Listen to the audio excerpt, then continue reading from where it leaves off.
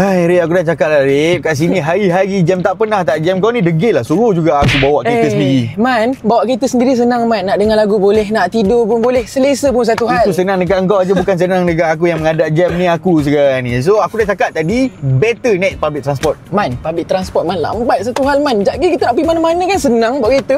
Hai, betul juga. Tapi itulah kita nak tanya dekat diorang ni semua. Pendapat diorang, adakah diorang prefer public transport ke drive kereta sendiri? So jom lah, kita pergi tanya diorang. Laju Man. Daniel. Alif. Danish. Saya lebih prefer public transport. Public transport lah. Saya lebih prefer drive sendiri. Saya lebih selesa kalau drive sendirilah. Naik kenderaan sendiri. Sebab boleh healing. Boleh healing. Oh, boleh tengok sekeliling. Boleh observe orang. Oh, wow. Sambil-sambil me time tengok orang jugalah kiri kanan. Betul. Oh, sebab tu dia naik public transport, guys. So, kenapa you rasa drive ni macam tak boleh macam me time juga? Kan boleh juga tengok-tengok sambil-sambil tu.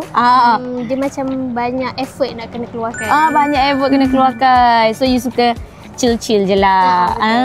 Sebanyak adalah satu menjimatkan kos lah.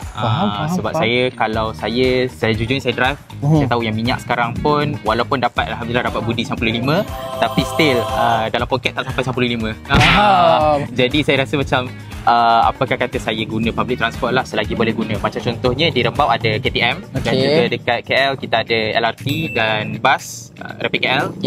Jadi bagi saya much preferably guna public transport lah.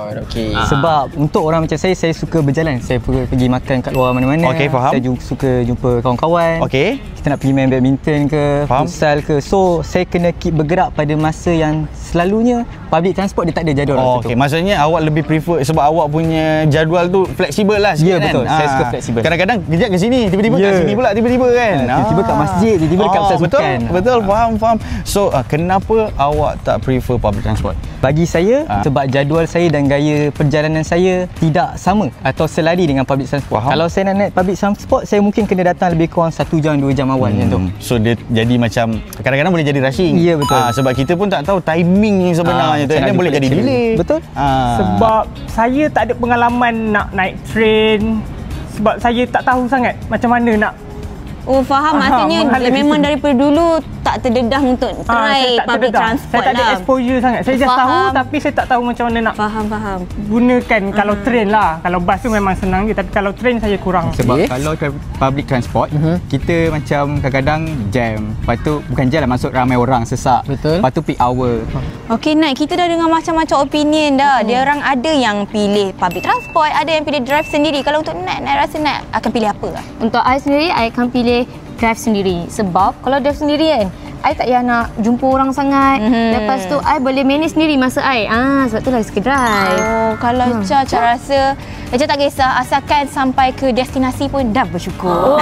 Dia dua-dua lah dia ambil. Yes. Okeylah. So sampai di sini sahaja video kita orang hari ni. Korang prefer mana? Public transport ke atau drive sendiri? Jangan lupa komentar. Itu je untuk video kali ni. Bye-bye.